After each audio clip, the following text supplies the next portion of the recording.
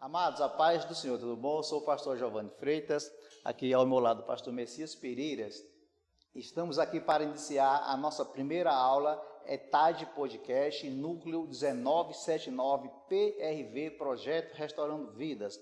Hoje, nessa nossa primeira aula, temos nosso livro Epístolas Gerais, que será ministrada pelo professor, nosso monitor, pastor William Brito, e o nosso pastor monitor Messias Pereira. Então você faça parte, você participe, compartilhe, amém? Deus abençoe a todos.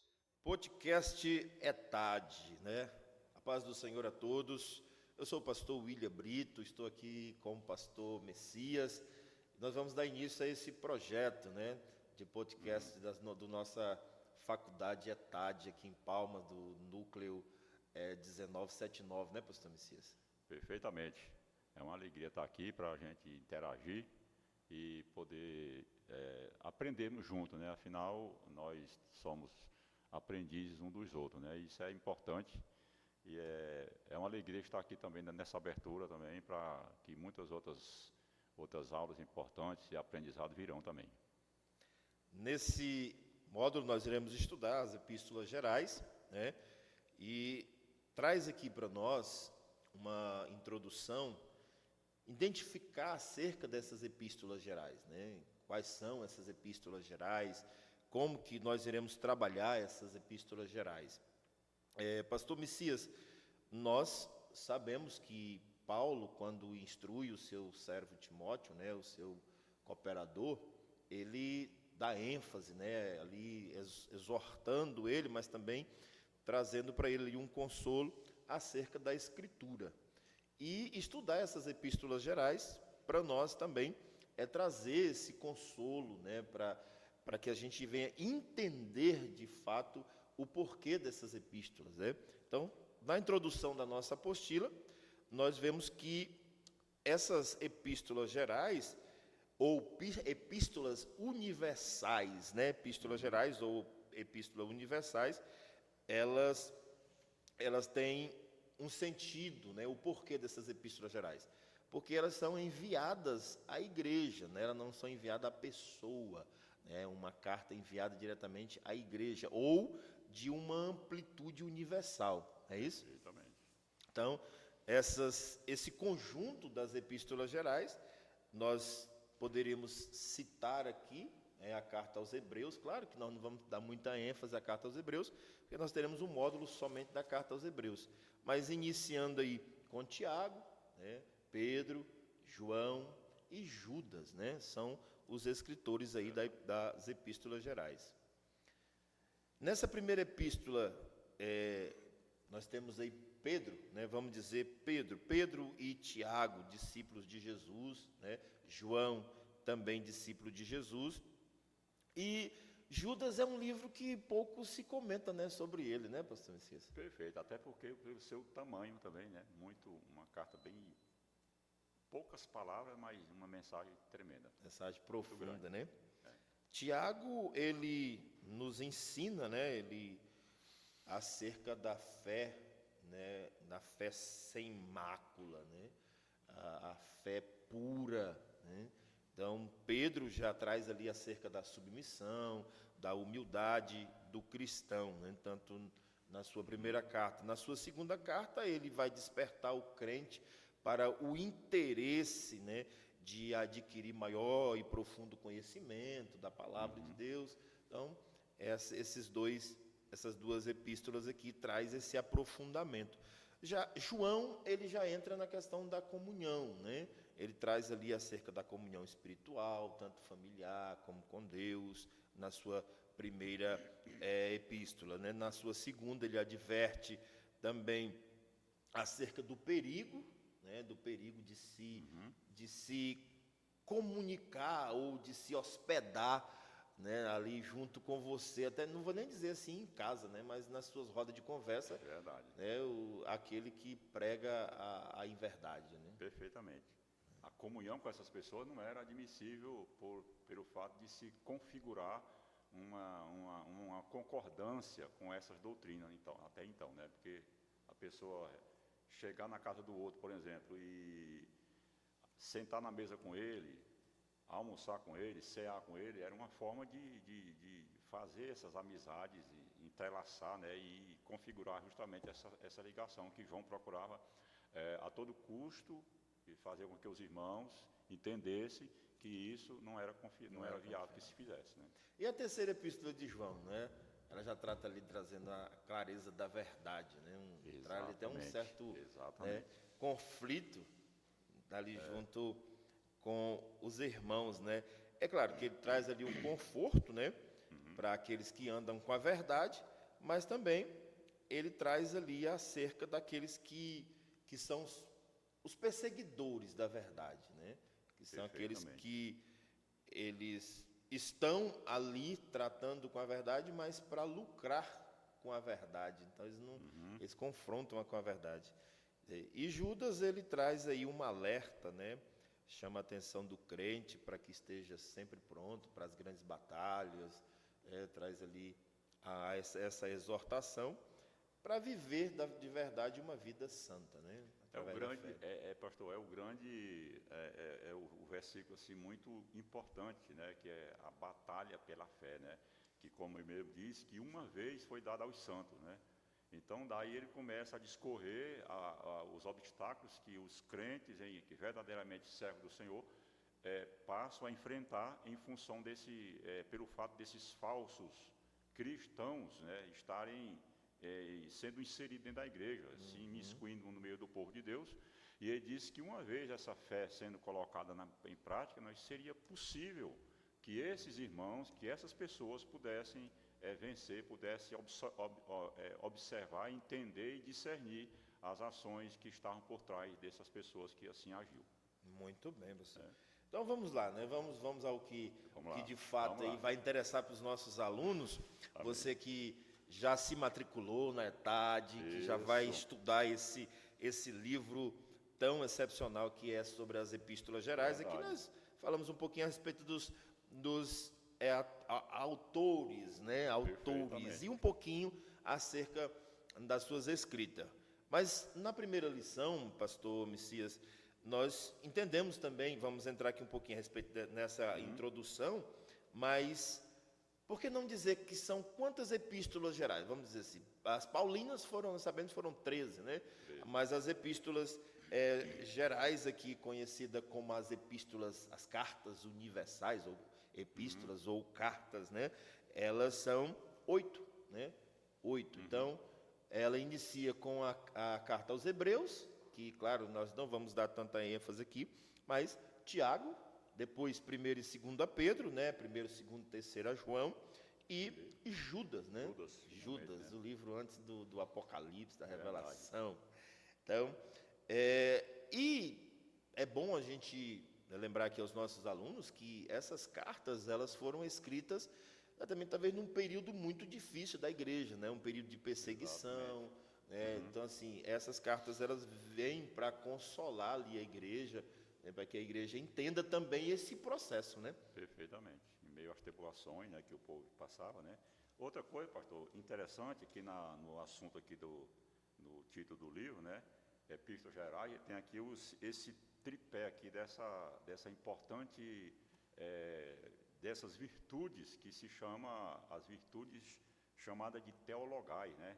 Que são virtudes que estão associadas aos 3 discípulos que lá estiveram, que foram apóstolos de Jesus.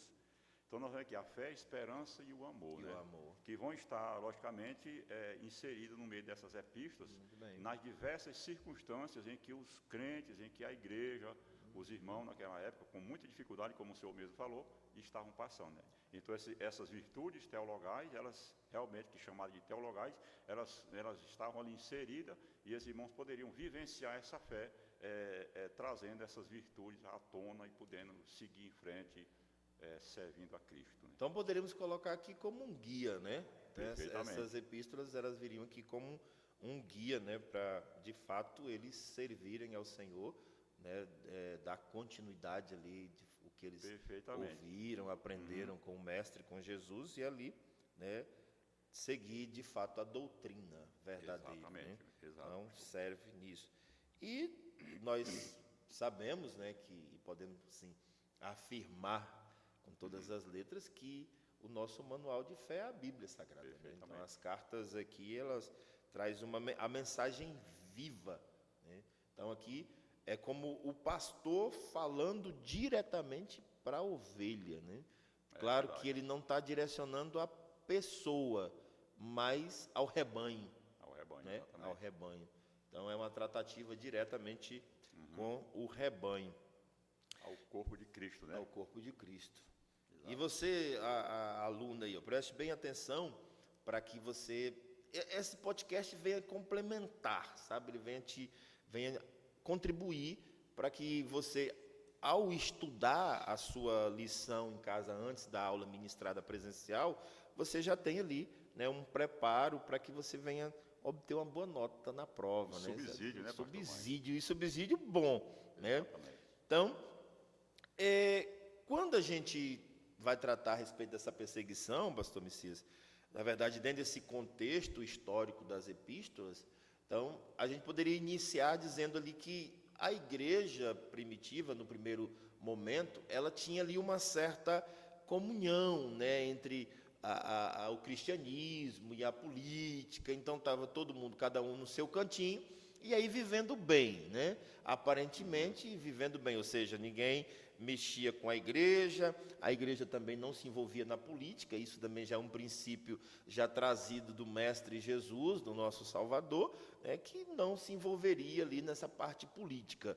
Claro que, num determinado momento, quando isso se deu, né, essa clareza acerca desse desvincular, né, aparentemente, talvez, para o político, para o poder político, eles achavam que a igreja estava ali em certa comunhão, por tratar que a gente respeita muito bem, né, as autoridades constituídas. Isso é um princípio do nosso Senhor. Perfeito. Respeitar, honrar. Então, por isso, talvez as autoridades achavam que estava ali tudo tranquilo. Mas quando, de fato, você vai introduzir a mensagem verdadeira do Evangelho, da palavra, começa a confrontar, né, pastor? Parece que a palavra chega e vai confrontando certos pontos, e aí, acho que a partir daí se deu essa perseguição, né? Acho que a palavra realmente é o confronto, né? Ela incomoda. A verdade, ela chega e ela estabelece o seu lugar, e o que não tiver de conformidade com ela, ali vai haver aquele incômodo, e aí a gente observa aí o deflagramento das perseguições que aconteceram, justamente em função dessa verdade estar avançando mundo afora. Porque afinal Jesus disse: ó, ide por todo mundo e pregai o Evangelho. E foi isso que a primeira comunidade da igreja primitiva fez. E aí, relatado aí o histórico, né, o contexto histórico dessas pessoas, estavam inseridos nessas cartas gerais, mesmo que pequenas, mas aí, como eu disse, já tem grandes mensagens para o nosso aprendizado do dia a dia. Né? A gente poderia apontar aqui, né, o cristianismo, ele nasce dentro do judaísmo, né? Então, Perfeito. Essa conciliação, então, os cristãos primitivos, eles eram considerados, né, de igual com os judeus, né? De igual ali junto aos judeus, né? Então, quem não provocasse desordem, né, tivesse ali seguindo, né, os princípios, tudo, não ocasionava nada acerca dessas problemáticas, né? Perfeito. Então, Verdade. quando isso também reconheceu, né, o cristianismo. O cristianismo tornou-se a religião, né, a religião reconhecida, né, e tendo as suas características próprias, né?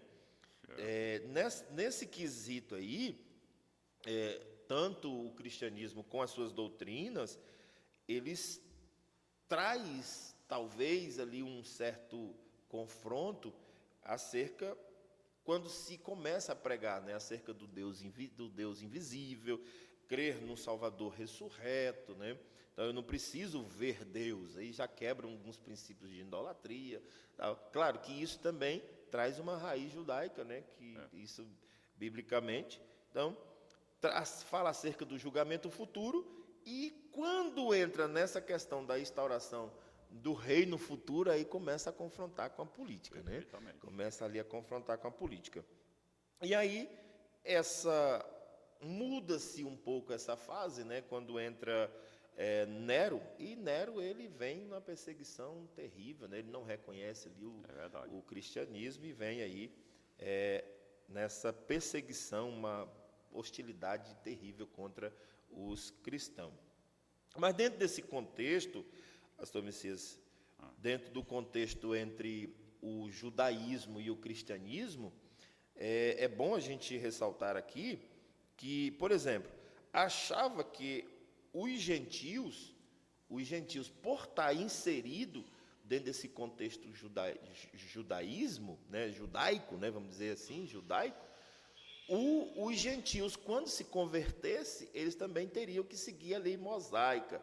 Acaba que também dentro da própria religião começa ali a ter esse conflito, né? Então, eles deveriam guardar a lei mosaica. Então, o conflito ali surge também dentro da igreja. E essas epístolas, ela vêm para trazer também esse consolo, esse conforto, né?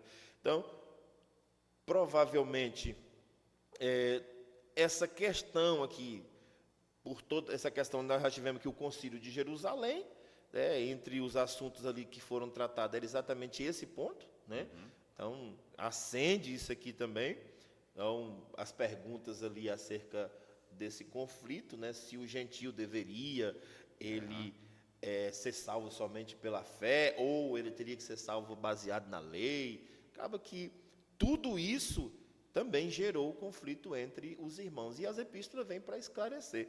Então, o gentio não tinha necessidade nenhuma de guardar a lei de Moisés, né? Ele aceitava e vivia pela fé.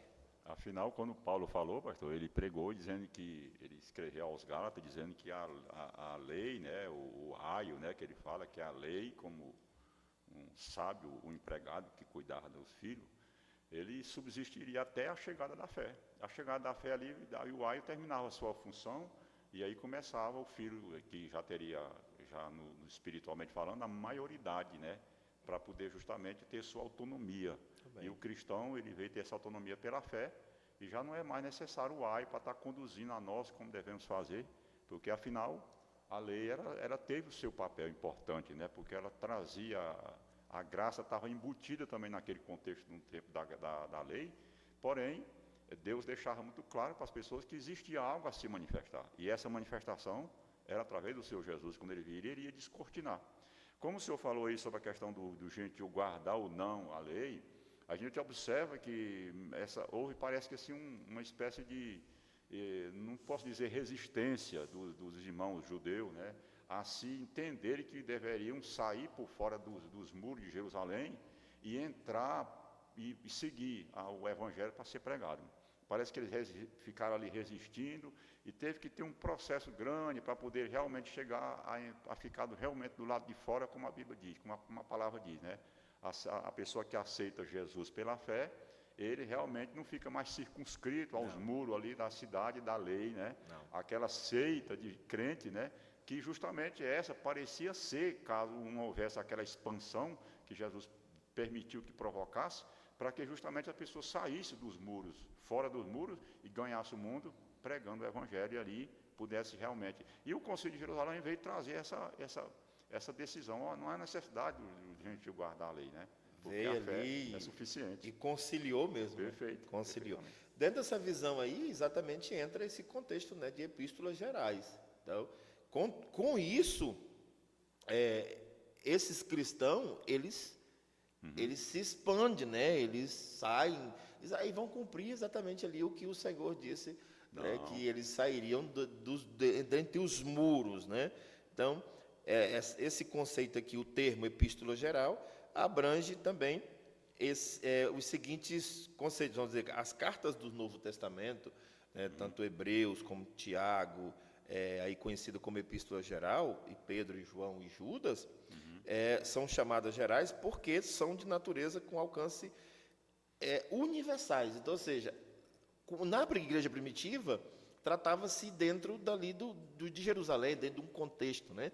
E agora não, agora é tanto que quando a gente iniciar aqui com a carta de Tiago, a gente vai ver que Tiago ele traz ali uma carta mais voltada para os judeus ali, né? Então, acredito que que Tiago, ele vem um pouquinho antes desse concílio, antes desse conflito aqui, acerca do judaizante, né? Exatamente. Mas esse termo aí, de epístola geral, ele abrange esse escopo, né? Então, porque Perfeito. são de natureza invisíveis, não se dirige apenas a um grupo, ou um indivíduo, ou uma congregação. Então, o termo epístola geral, ele traz essa particularidade, né? Ela é epístolas universais. Universais Então, ou seja, também. ela vai abranger depois dos muros de Jerusalém. Exatamente. E é bom a gente enfatizar aqui também acerca da origem, né? A origem das epístolas geral. A função dessas cartas, então, possui um caráter mais pessoal, né? Então, por que introduzir cartas? Por que introduzir epístolas, né?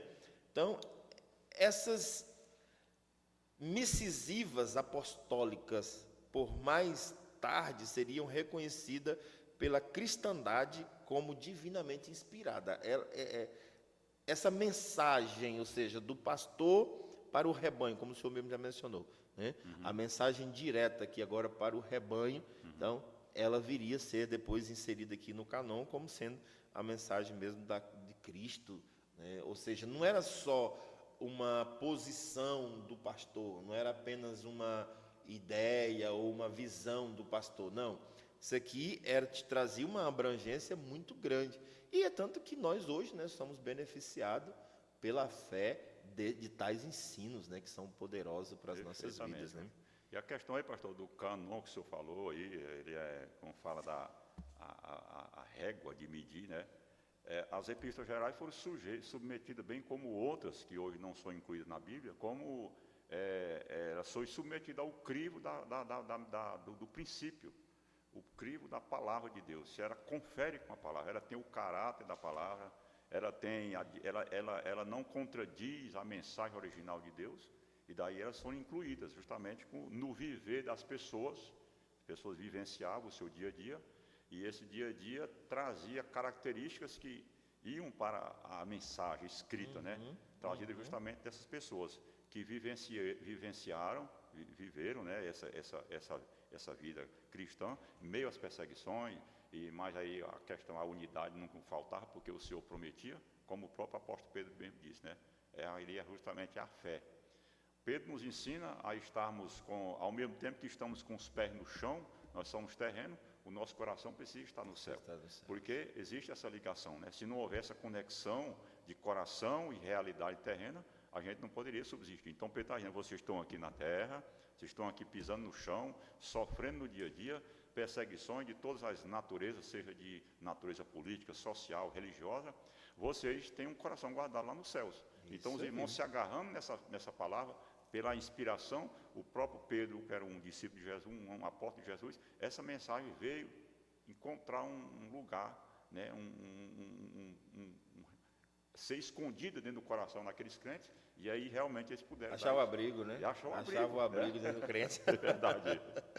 Perfeitamente. Nessa canonicidade, né, dos textos das epístolas gerais, né, os anciãos e os patriarcas da igreja, eles aplicavam a cada escrito pelo menos 4 testes, né?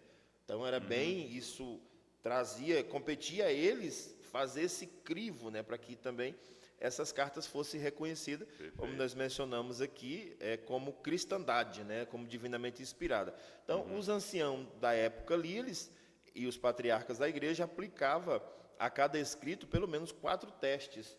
E sobre a apostolicidade, né? É um nomezinho difícil aqui.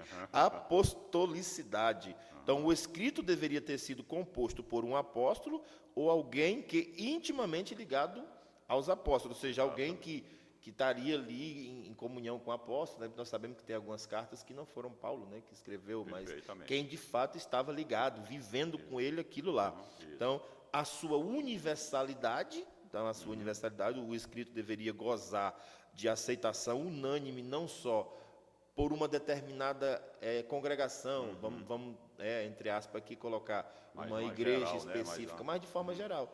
Então isso abrange até nós hoje, né? Perfeito. Não chega até nós, essa universalidade.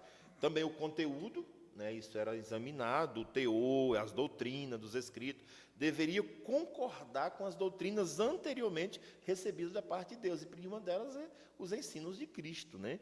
Então, Exatamente. pela igreja, através dos apóstolos. E a inspiração. Claro. A inspiração. Então, esses 4 testes eram colocados à prova, né, para se identificar a canonicidade desses textos, né? Correto. Então, o senhor quer acrescentar alguma coisa aqui nesse Não. ponto? Então, assim, como o senhor mesmo disse anteriormente, era aplicado isso para que viesse ser inserido ou não. E um ponto que a gente deve ressaltar também acerca da natureza humana, né? A natureza humana, ou seja, o valor atual, a atualidade do texto. Nós sabemos que o texto é vivo, né? A mensagem é viva, né? de Deus é viva, né? Paulo diz que a letra é morta, mas o espírito é vivo. E se a epístola, se a carta, se a mensagem foi inspirada pelo Espírito, ela é uma mensagem viva, né? Então, uma vez que a natureza humana é sempre a mesma, todos os ensinamentos das epístolas gerais são atemporais também, né? São válidas em qualquer tempo, inclusive para nós hoje. Gerações, né? Ultrapassa gerações Ultrapassa e pela tudo. eternidade, né? A palavra é eterna, né, pastor? É verdade. Então, alunos, preste bem atenção acerca disso, né? Essa atualização. O que o sábio Salomão disse em Eclesiastes 1:9? Ele disse: nada há, pois, novo debaixo do sol. Hoje nós estamos no século 21 e a palavra de Deus permanece atualizada.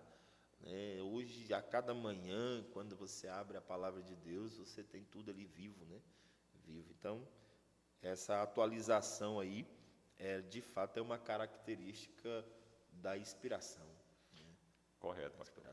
Como o senhor falou aí sobre a questão da palavra de Deus eterna, muitas vezes a Bíblia, os autores bíblicos fazem questão de fazer afirmações sobre a Bíblia que aparentemente não havia tanta necessidade, mas a Bíblia é muito enfática porque a Bíblia ela é muito pedagógica, pastor.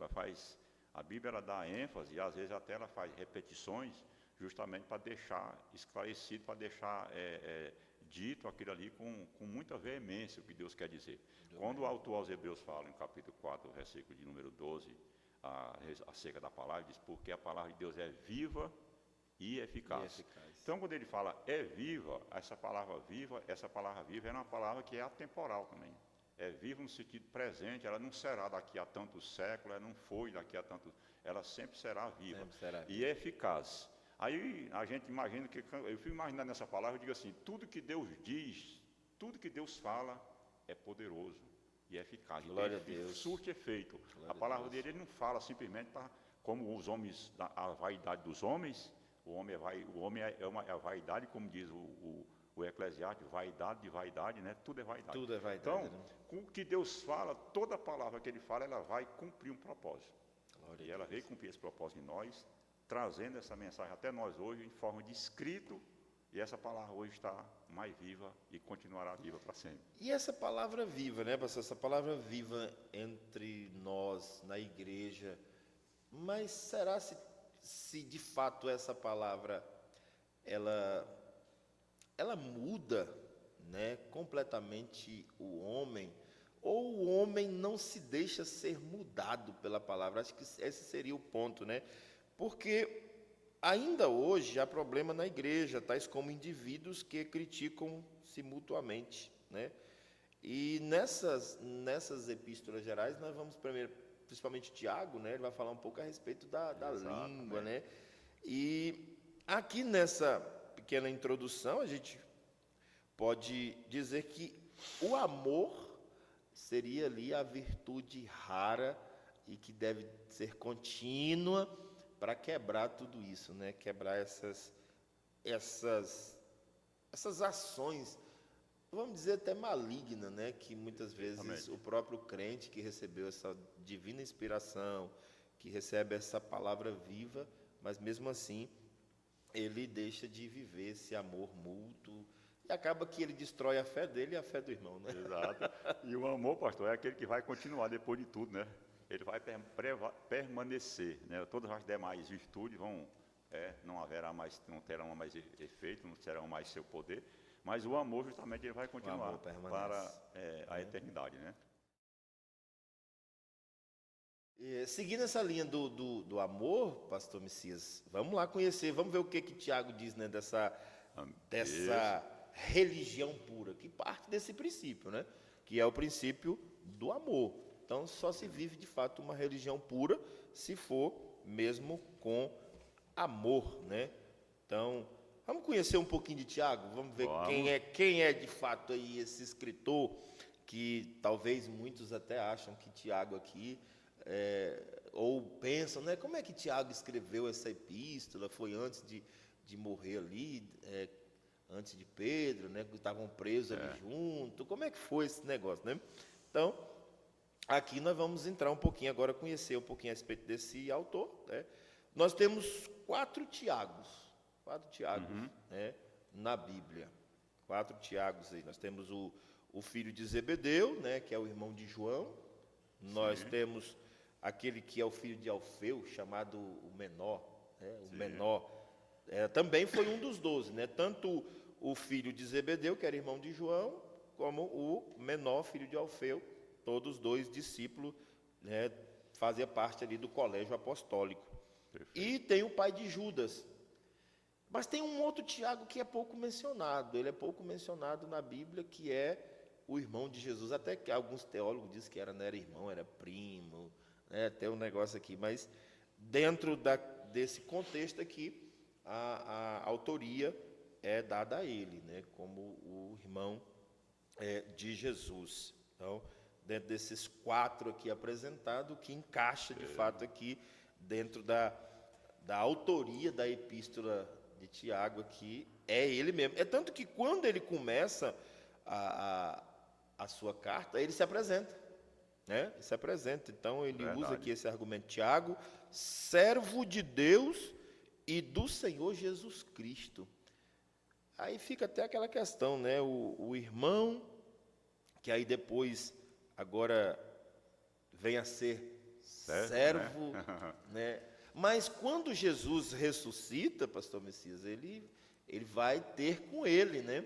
Ele vai ali ao encontro de Tiago, né? Paulo, ele escreve acerca disso. Ele vai lá, então, ele acende em Tiago essa fé de se tornar servo agora, não do irmão, mas do Senhor, do Salvador, daquele que ressuscitou, né? Ou seja, tudo aquilo que ele mesmo falava, que muitas vezes ele virou para os discípulos: o que vocês dizem, né? E ali mesmo, quando ele falava ali, ele já se apresentava como sendo o Senhor. E a maioria dos eruditos, eles têm esse conflito, né, acerca da autoria, mas os estudiosos, eles dão mesmo essa certeza de identificar o autor dessa carta como sendo mesmo Tiago, né, o irmão de Jesus. Perfeito. E talvez nós poderíamos trazer aqui acerca também de alguns traços biográficos, né, acerca de Tiago. Um deles foi esse ponto aqui que eu mencionei, né? Tiago e seus irmãos, eles não criam a princípio. Mas quando o Senhor ressuscita, que vai ali e comissiona, vamos dizer, convoca Tiago, porque já identificaram em Tiago essa postura pastoral, né, essa posição de líder, e ali o próprio Senhor Jesus Cristo mesmo comissiona ele pessoalmente, né? Então, que ele venha compor. E quando a gente navega um pouco dentro da carta mesmo aí, a gente vai identificar que Tiago, ele fez parte ali do dia de Pentecoste, ele foi batizado, né? Foi revestido ali de poder. E outra coisa, Tiago, ele tinha o respeito, né? Outro ponto aí sério, que Ele era o líder, Tiago, ele tinha posição, ou seja, ele tinha testemunho de falar exatamente acerca de como viver uma religião pura. Né? Porque para se falar, ou seja, para se pregar tem que se viver primeiro, né? Perfeitamente. Pastor, a respeito da brevidade dessa apresentação de Tiago, servo de Deus e do Senhor Jesus Cristo, a gente imagina que a gente que vai estudar a Bíblia Sagrada, porque uma doutrina, uma teologia, você não tira de um versículo, de um parágrafo. Você vai mergulhar na Escritura e ela traz ali pontos em que vai fortalecendo aquela visão que você tem. E a do Tiago era justamente o que o senhor falou. Tiago, por ser um homem respeitado, era um homem que tinha posição. Ele se apresenta aqui desse breve, ele é apenas servo de Deus e do Senhor Jesus Cristo. Ou seja, ele poderia dizer, olha, eu sou filho de Maria, sou irmão do Senhor Jesus, eu sou isso, eu fui pastor de Jerusalém, lá lá no concílio, foi eu que gerenciei a igreja.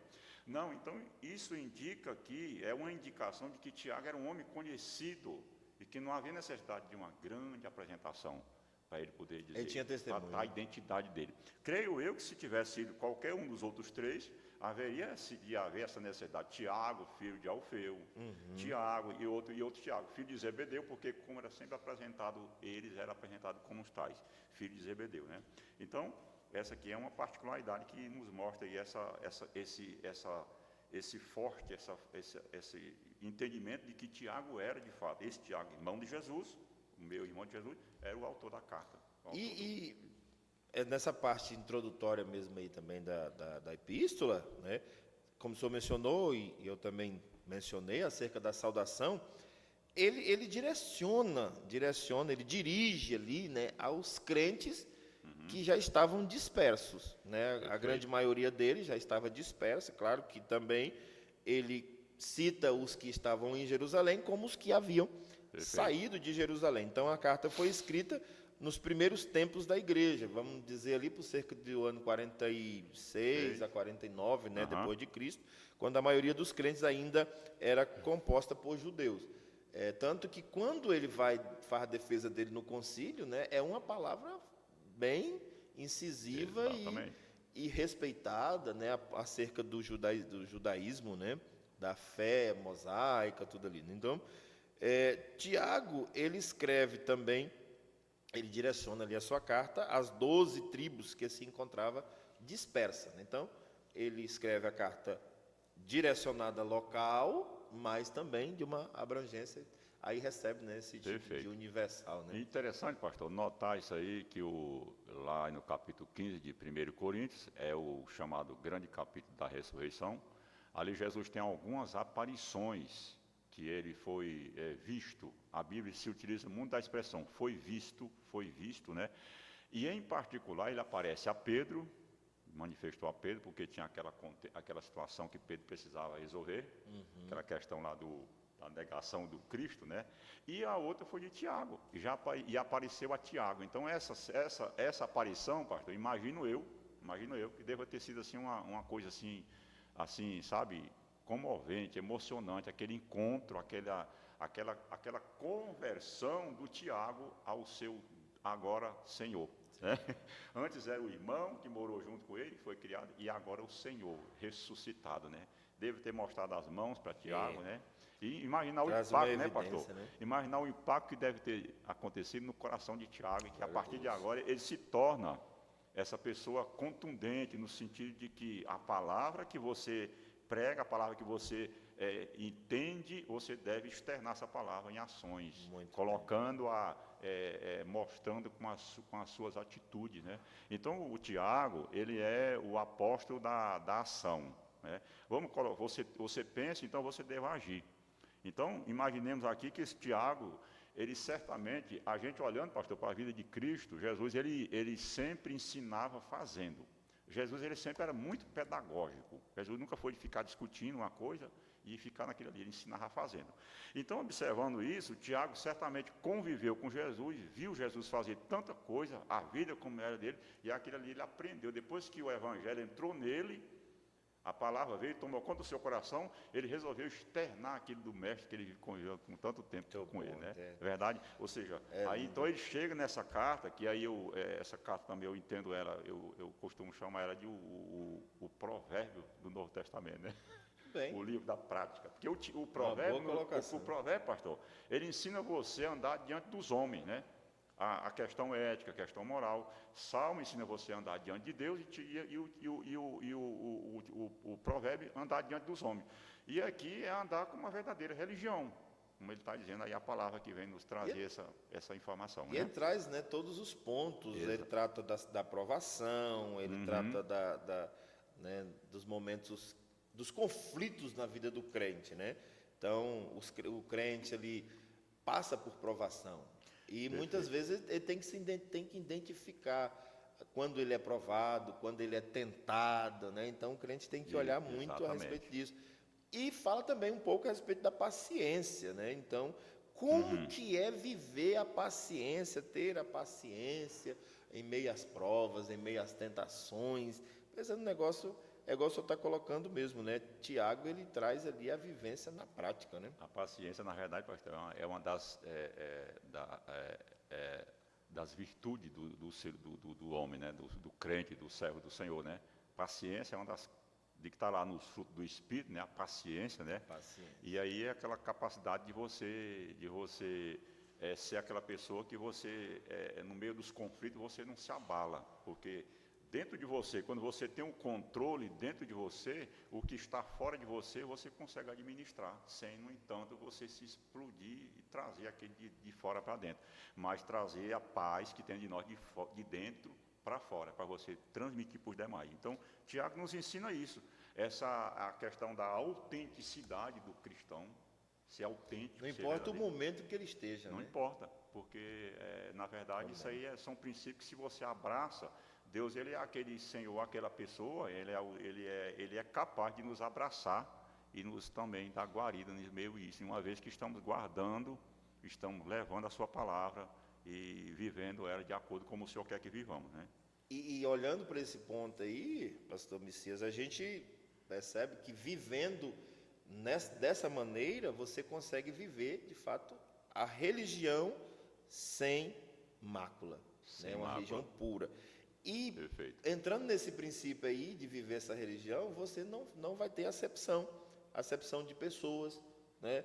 Você vai viver de forma ligada ao corpo, né? Você não vai...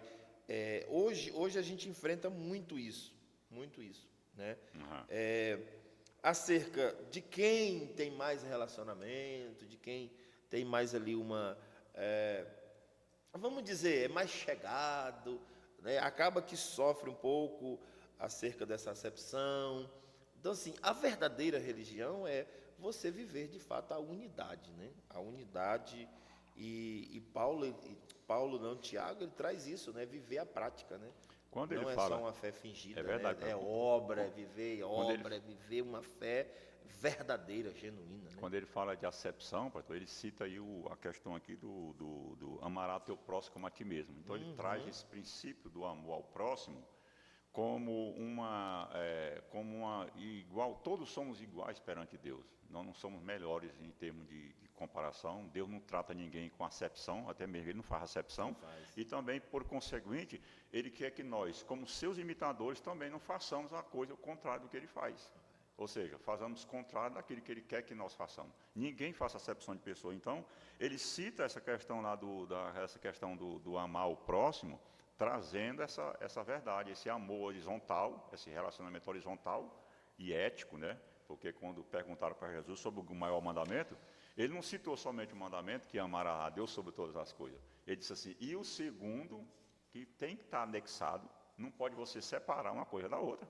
Você não pode isolar um mandamento e dizer que está vivendo, né? Então, e o segundo, semelhante a esse, é amará teu próximo como a ti mesmo. Então, nós vemos a verdade aí, a questão horizontal e a questão vertical, né? E Tiago traz aqui essa questão da horizontalidade, assim, com todas as, como é que diz assim, com toda a palavra completa que ele traz, dizendo para os irmãos o que eles deveriam ser e fazer.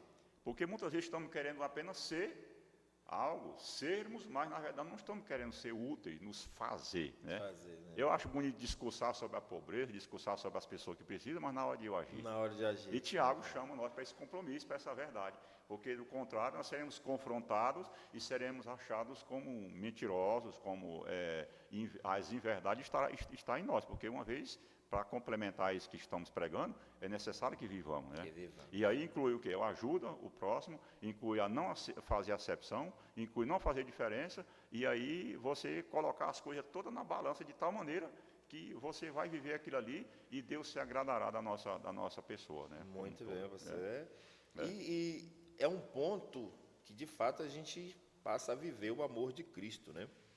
Então, vivendo esse amor, vivendo essa paciência, vivendo essa fé genuína, nós podemos dizer que de fato nós estamos exercendo a fé, né? Então vamos lá para o capítulo 2 de Tiago, vamos dar uma passeada lá, vamos ver o que na continuidade aqui, já na lição 3, a respeito dessa fé com obra, né? O que os nossos alunos eles vão entender acerca desses... Mas antes do capítulo 2, me chamou a atenção aqui quando ele fala a respeito do pobre, né, e o rico.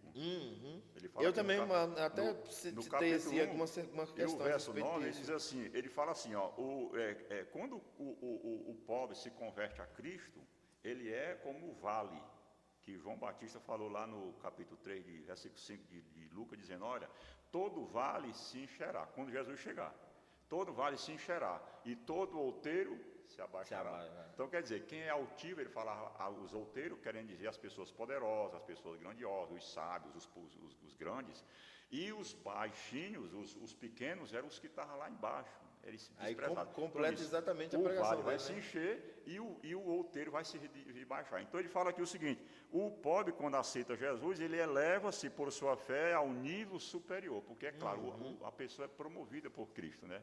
Cristo promove o crente, né? E o rico, por sua vez, ele está lá em cima, quando ele quer descer, ele vai ter que se igualar. Então chega no nível, né? Para fazer esse nivelamento. Era essa palavra que eu queria colocar aqui. Está vendo aí, Atadianos, nossos... vamos dizer que nem alunos, né? Dizer os nossos estudantes acadêmicos aí da ETAD. Aliás, pastor, os irmãos lá da 32, os irmãos da 32 sabem que eu sou matriculado no ETAD, eu sou estudante também, eu dou aula, mas eu também Inclusive, estudo. eu estava matriculado na minha turma lá, que eu ministrei o último livro aí. Né? Qualquer dia eu vou assistir aula com o senhor lá, viu? Então vamos lá, vamos ver o que é essa fé e obra, né? Vamos ver aí o mau uso da língua, vamos ver tudo isso aí, né? Vamos fazer esse resumo, né? Acerca disso aí, para ver o que nós encontramos aqui. O que o senhor coloca aí assim? Vamos contribuir aí com os nossos alunos. O que de fato viver para não haver conflito, né, entre fé e obra? Tem muitos que vivem a fé e pouca obra, né? Vive meia fé. Ele é uma pessoa de fé, mas tem pouca obra. E Tiago ele vai nos exortar acerca disso, que tem que haver um equilíbrio, né? Perfeitamente. E boa essa pergunta, pastor, que o senhor fez, e aí chamando a atenção dos nossos alunos aqui do ETAD, a primeira das coisas, nos primeiros versículos que Tiago chama a atenção, é dizer, alguém tem falta de sabedoria? Ou seja, você precisa ser sábio para você se conduzir de maneira correta. Veja bem, quando você vai, para ser bem prático aqui, a sabedoria de alguém que vai tirar a carteira de motorista. O que é sabedoria e o que é sabedoria e conhecimento?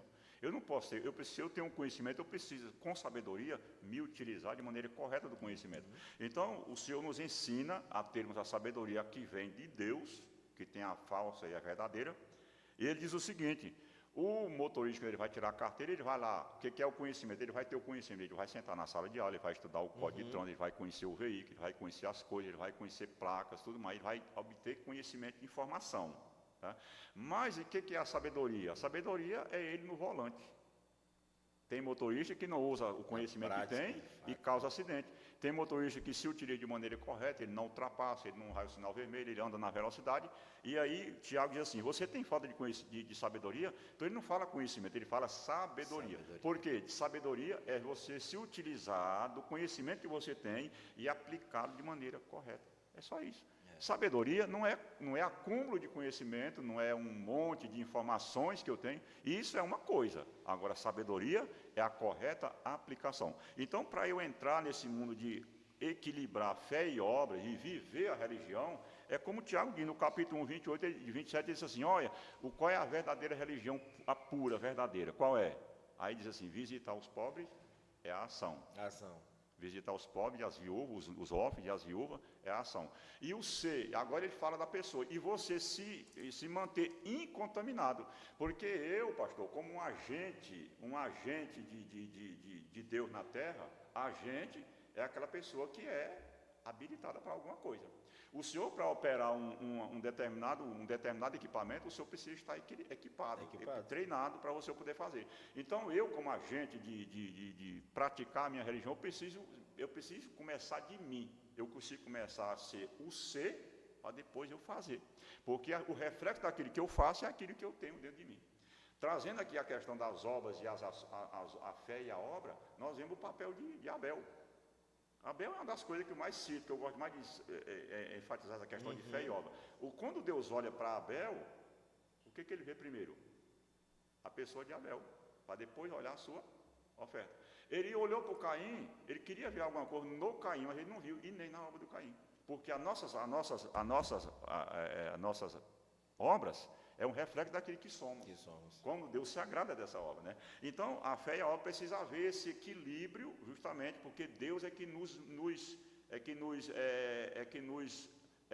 forja. O forjamento, a forja vem de Deus, né? Um padrão, né? Exatamente.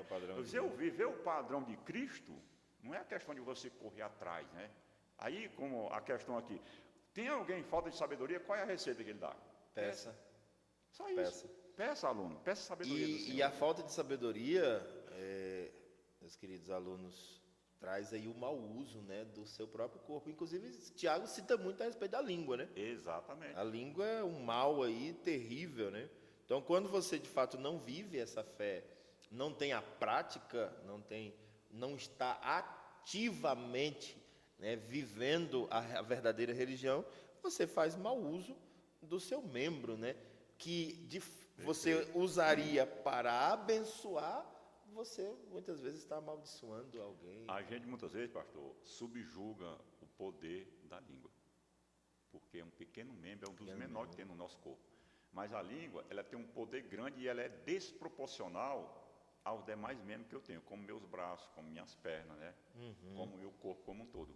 E a língua, por ser um tão pequeno e ínfimo membro do nosso corpo, a gente despreza ele o poder que ele tem. Às vezes eu tenho cuidado de levantar isso aqui para não fazer muita força e não causar um acidente com isso aqui que eu estou morrendo, porque minha mão eu tenho muita força. E a língua? A língua ela tem mais poder do que a meu braço, pastor. Isso é no membro perigoso, né, rapaz? Então, quando a Bíblia diz assim, o Tiago diz assim, que ela inflama até o inferno, pastor. Olha só, ela causa ela causa inflamação em muitas coisas e ela destrói muita coisa. Então, quando nós não somos controlados nós mesmos, ele diz assim, que alguém quer ser uma pessoa direita, refreie sua língua. É para você refrear a língua. Então, quando você refreia a língua, é porque você é uma pessoa que o seu coração está centrado no Senhor. E aí esse coração, ele promove esse controle das demais coisas. Poderíamos ampliar aqui, pastor, a respeito da língua como aquele crente que é com a mente mundana. Ele está dentro da igreja, mas a mente dele está no mundo, sei lá. Meu Deus do céu. Ele está aqui vivendo, né, da fé, vamos dizer, mas não pratica. Então ele se torna aquele crente contencioso, murmurador, exato, né? Disputa, competitivo, a competição dentro da igreja, mas misericórdia, Jesus. Quando diz, pastor, alguém seja tardio para falar e tem que ser cedo para ouvir. Veja que a Bíblia não manda você calar, ela manda você falar, mas o falar do cristão, conforme o Tiago está dizendo, quando ele fala falar tardiamente, né, quer dizer que você deve, quando você vai falar tarde, você vai pensar primeiro, você vai meditar e você vai tirar uma conclusão mais acertada do que. Porque quando você para pensar, você tira você vai fazer ali um crivo daquele que você. E você vai tirar muita coisa que você poderia ter falado no calor da emoção. Verdade? Verdade.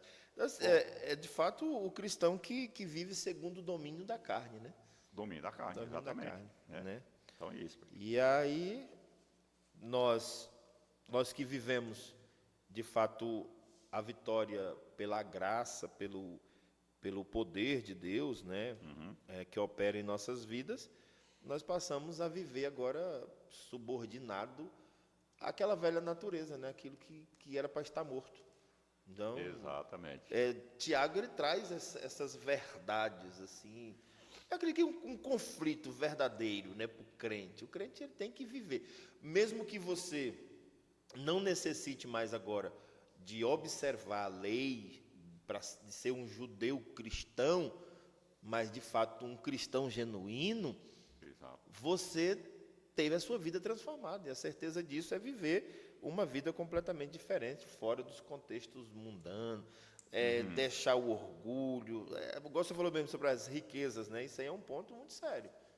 Exatamente, pastor. O senhor falou aí em transformação, ele veio do apóstolo Paulo, quando ele muda lá, o apóstolo Paulo sempre, ele primeiro vem o quê? Ele primeiro vem a doutrina, que ele ensina, os princípios, depois ele põe os crentes para agir de acordo com o que ele ensinou. Romanos 12, versículo 1 é uma prova disso. E quando ele fala primeiramente a questão da prática do oferecimento do corpo como sacrifício vivo, santo e agradável, né?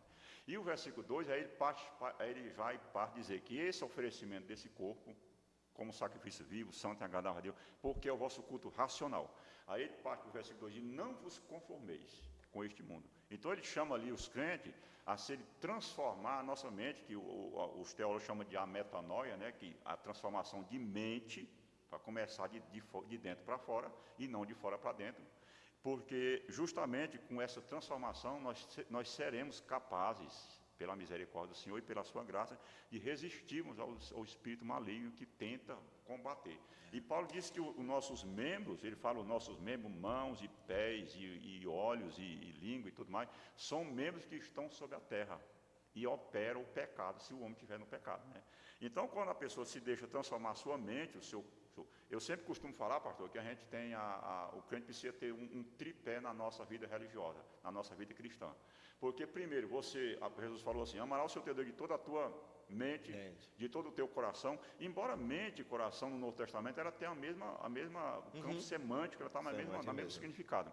Mas vamos trazer aqui que primeiro você ouve, depois você acumula no coração, como uma ideia, né?